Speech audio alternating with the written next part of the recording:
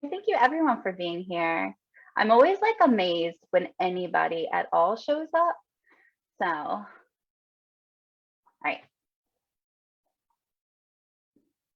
And I'm going to be going back and forth a lot between my presentation and my document camera. I hope that you have paper and pencil nearby. I'm going to ask you to do a couple of things. Don't worry, I can't see your handwriting. All right, let's go ahead and talk about our objectives for the evening then. So I have a few objectives. I know we're going to get to 3 of them. I don't know if we'll get to 1 of them. The 2 big things I want us to do tonight is I want us to get really practical strategies about how we can help our children with their handwriting and with their spelling.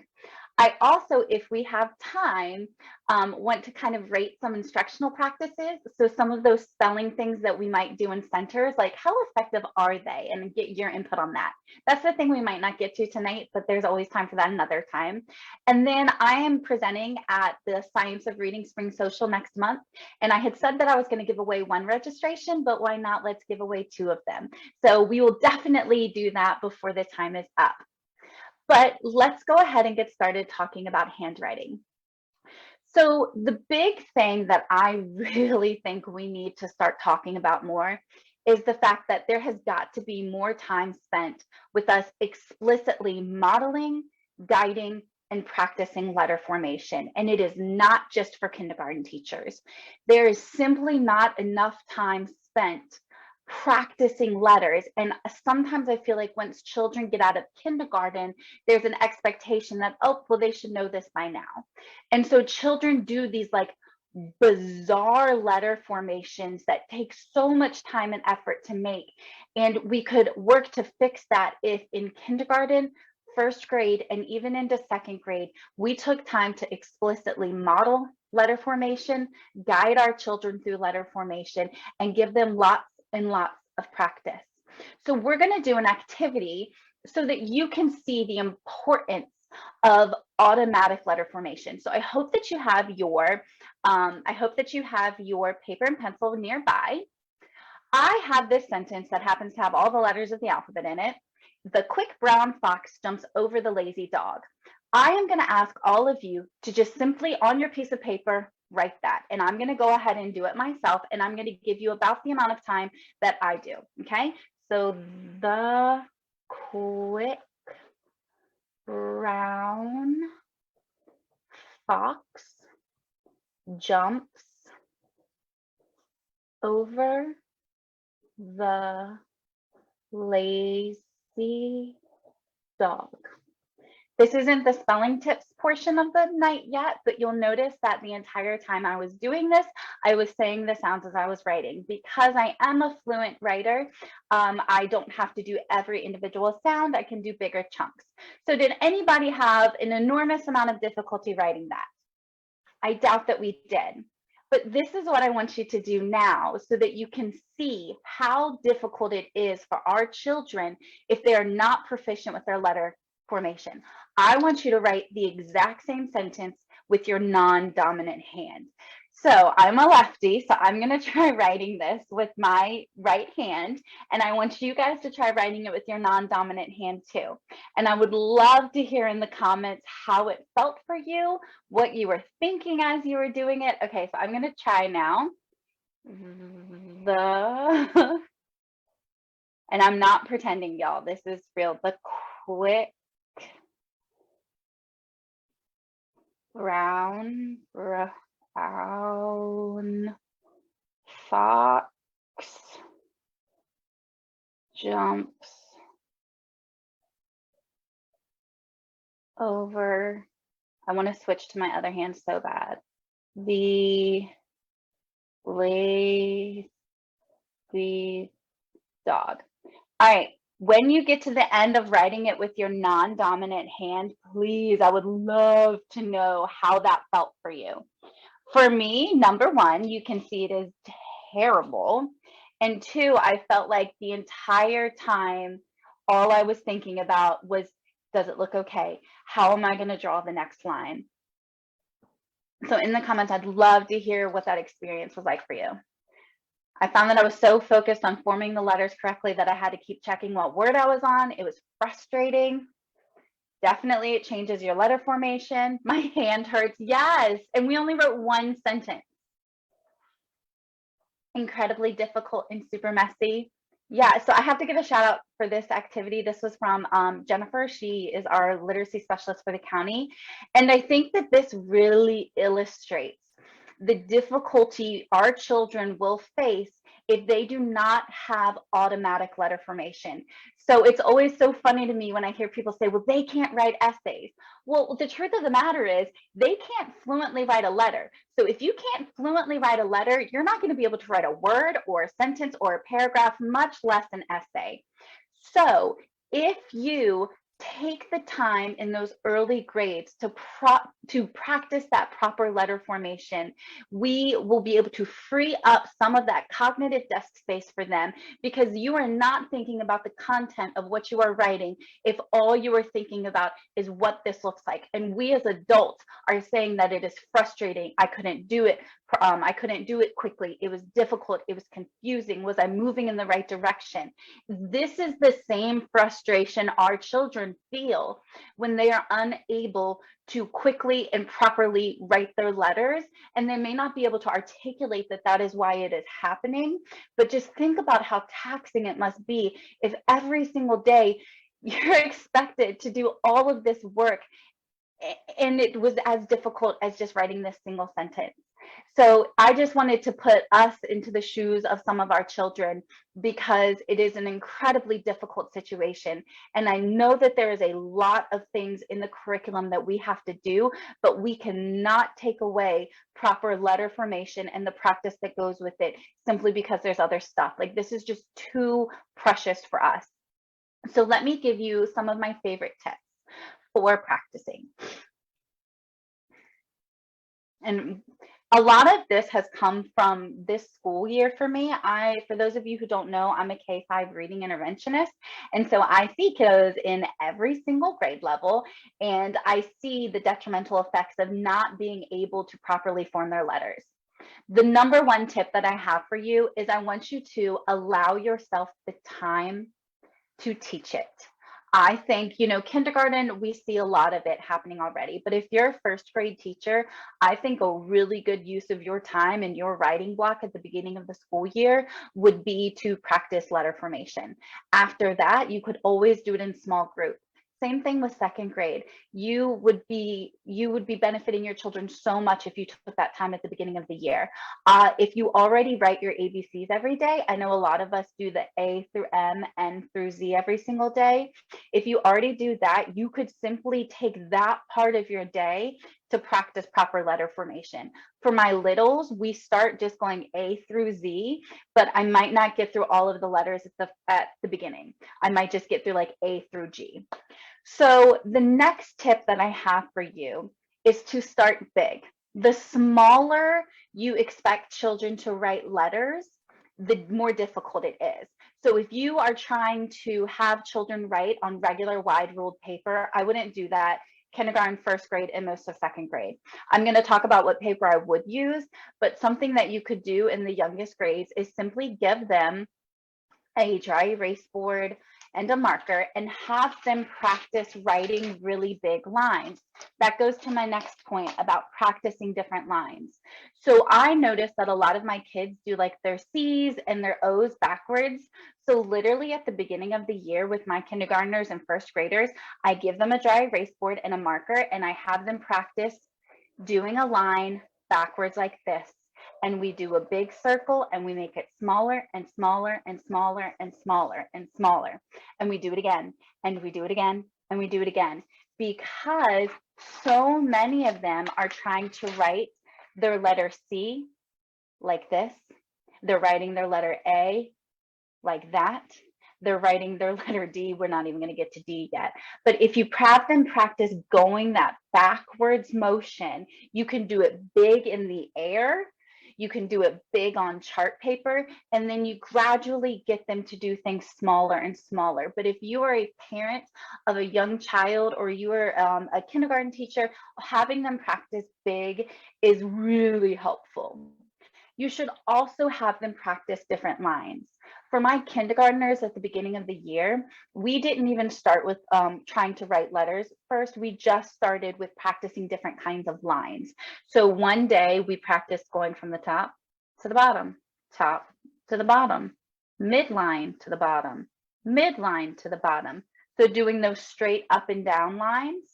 Then we could practice going backwards, making big O's, little O's, or circles, big circles and little circles. You might practice doing humps. You might practice doing diagonals. But something that you should be doing with your children even before they're able to write their letters is practicing different kinds of lines. So start big, practice different kinds of lines. My friend Rachel, I think she's on here. So Rachel, if you want to drop a link to that thing you just made, please feel free to.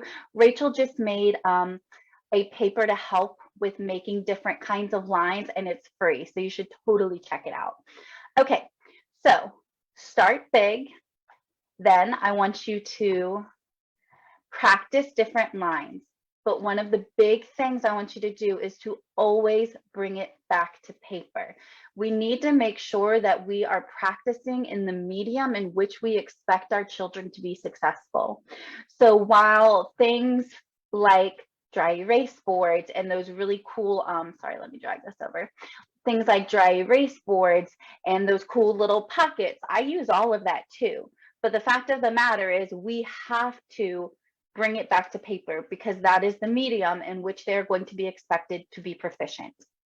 So let's talk about the different kinds of paper.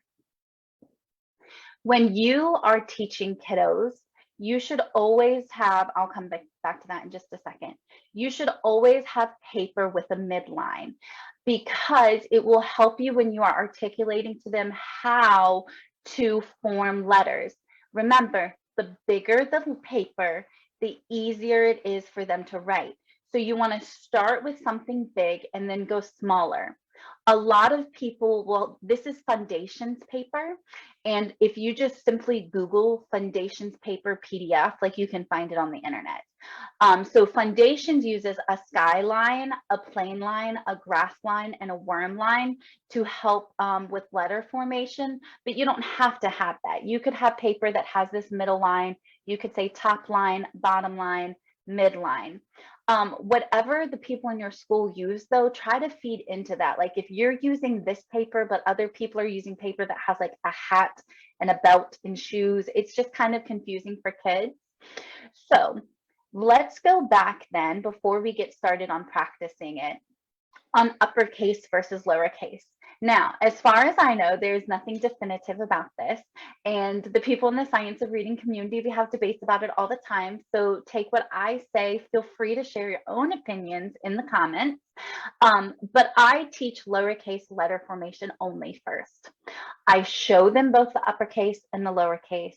But I keep in mind, I'm working with intervention students and they are children who are already struggling to learn their letters and letter sounds. So I find that if I'm expecting them to do both uppercase and lowercase at the same time, it is taxing on them. So when I'm doing letter formation, I always start with lowercase, just lowercase. Because think of it this way, the Foundations manual will tell you 97% of the letters we write are going to be in lowercase. Think about that, 97%. You cannot write an entire word in uppercase letters unless it's an acronym, but you can write an entire word in lowercase letters. So being able to properly form lowercase letters is absolutely essential. And that is where I'm going to spend most of my time, energy, and effort on. So if you are a parent, I'm not talking about parents of kiddos before elementary school. I just find that, you know, most of the curriculum out there for the little kids, it's uppercase, and I think it's fine exposing them. But once they are in like a proper schooling situation, I truly feel that lowercase letters is the place to go. I have a couple of people who are agreeing with me. It's okay to not agree with me. 100%, I'm fine with that too. Feel free to share what your thought is. But if you are a teacher or you are a parent, just think about what is going to get you the furthest with your students. They absolutely need to see them and be able to recognize both uppercase and lowercase letters. But for letter formation, I find lowercase the best place to start. All right. So I want us to actually practice forming letters. And I've actually talked to a couple of people because I thought people are going to hate me if I sit here and just practice writing letters. But I have to be honest with you. I see a lot of children writing their letters improperly, and we're not fixing it.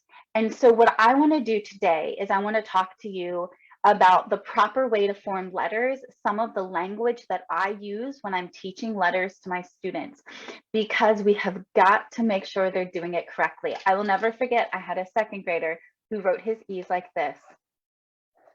Think about how long it's going to take him to write an E if he has to do that like 50 times in a paragraph. And you all know, you all have the children who write H's like this. I can tell them a mile away. And so we need to make sure that we as teachers know the proper way and that we are giving that immediate corrective feedback. So when you are teaching letter formation, it's helpful to teach them according to the way they are formed. Teaching them A through Z first time around really isn't the best way, in my opinion, to go with it. There is no set way, set order for you to teach. So if you have a program that teaches it one way, please go with what your program has for the consistency of your student. Tonight, I am just going to give you a rundown of how they are made. If you have paper and pencil next to you, I would love to see if this is the way you do it too. Feel free to speak up in the comments if you do things a little bit differently, okay? All right, so the letter C is like the most magic letter, and I always talk to my children about magic C. Remember how we practice doing lines like this? Well, if we can get that backwards curve going on, we can actually write 6 different letters. When I'm teaching my children to write the letter C, technically, I think we start at this midline right here, but I find that when my kids start at the midline, they start at the midline and they go like this, and it's really like not a good curve.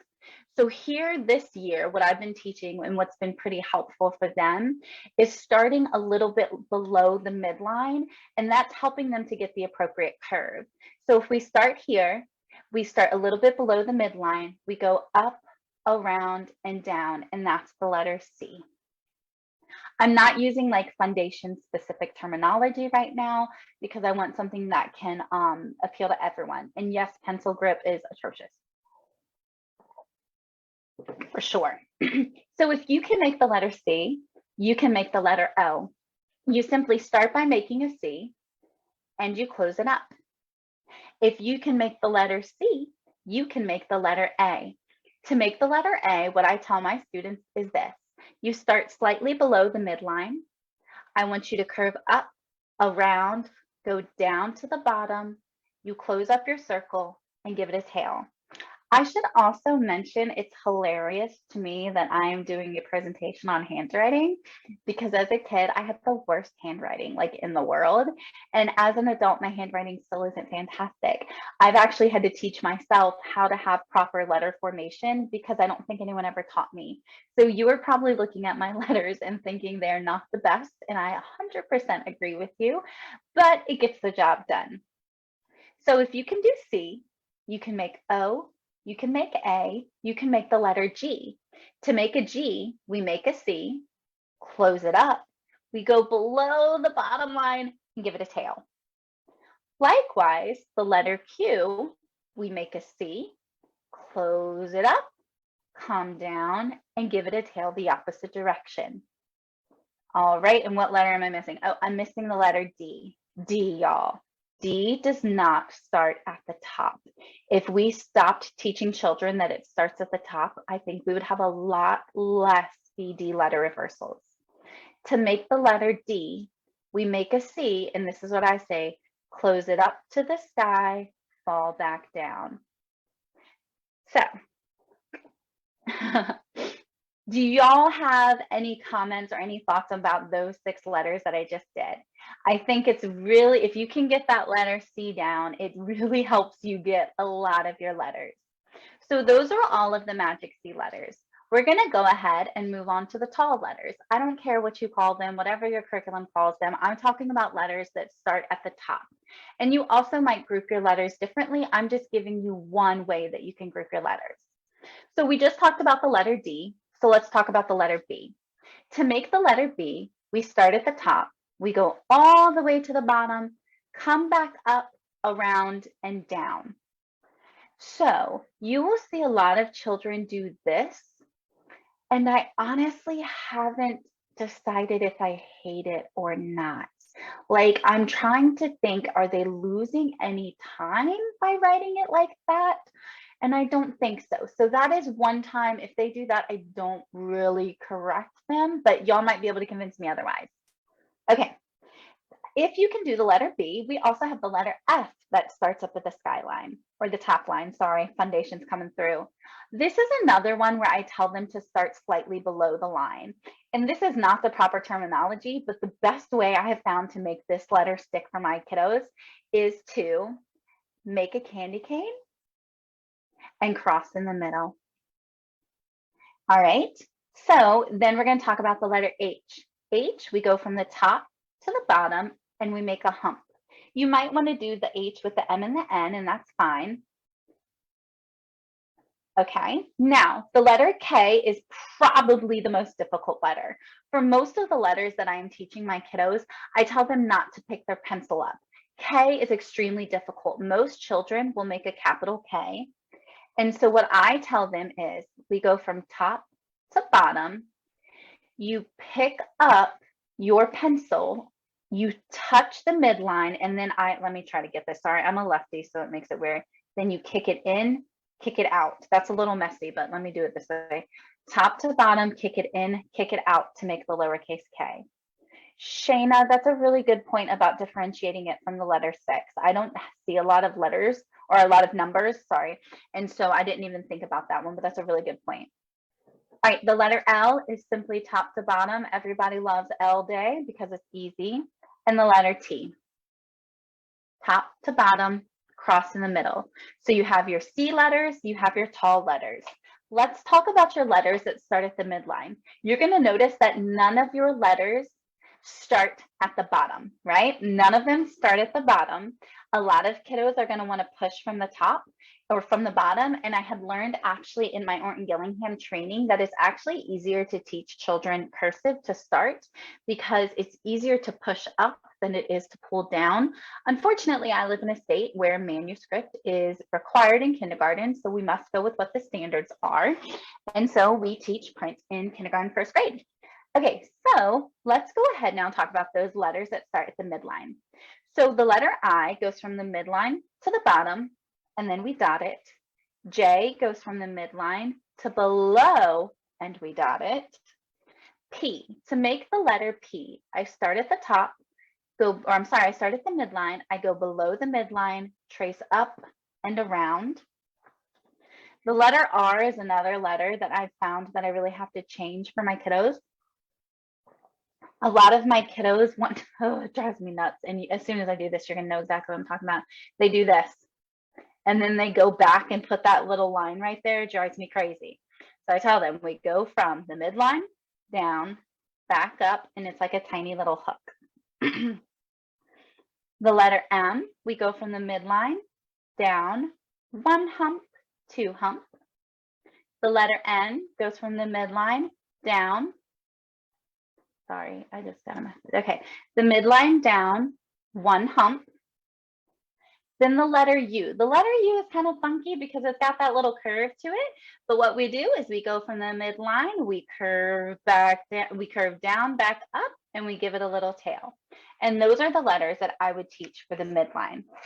Now, there are a couple of letters that do, oh, Lauren calls humps rainbows. I kind of love that a whole lot. Now, there are letters that use diagonal lines. So V, we do diagonal down, then back up. W is the same, except for we do it twice. Random trivia for you. Did you know there are only two words in the English language that have two U's in a row? Continuum and vacuum, because all of the rest of the double U's became double U's. Say what? Okay, the letter X, I have yet to find whether whether you should have to start going backwards or forwards. Either way is okay in my book, but you cross down one way, pick up your pen, cross down the other. Y is kind of tricky for children, but what I teach them, because they'll do weird stuff with Y, is we do a diagonal from the midline to the bottom. I pick up my pencil, I start and then I go to the midline and I cross back down to the worm line. It takes a lot of practice and really talking through it. The letter Z, the easiest way I've come up with to teach children the letter Z is this. I tell them, make a 7, give it an extra line. So make a 7, give it an extra line. And then there's just 2 more letters we haven't touched, and that is E and S. E is tricky because you don't have a particular line to guide you. I tell my children we start right in the middle, we go out, up, around, and down. We go out, up, around, and down. And when I'm doing my ABC practice with my kiddos, I will make them stop. If they're doing it improperly, I will say, don't forget, this is the way we do it. I model it, I make them practice it several times. Then tomorrow when I come back to you, we're gonna look at that same letter. And I don't care if it takes us a month, we are gonna break the habit and you are gonna have that proper letter formation. And then the letter S. The letter S is, so Deanne says that E has magic C, and you're right, it does. The only difference is where you start it. I think that makes it trickier. All right, and then the letter S, I start right below the midline. I curve backwards, forwards, and down. So would I keep handwriting order separate from letter sound learning? That's a great question. And no, whatever order I'm teaching letter sounds, I am also teaching letter formation with it, because when we are teaching the letter formation with the letter sound, I really think that we we solidify it more for them. So I'm almost out of time, so I think what I'm going to have to do is go live again for the spelling part. And I'm sorry that I spent so much time on the handwriting part, but it really is important. And if you find that you are not forming letters properly yourself, keep in mind that your children are going to do the same thing. Whatever you do, they are going to do.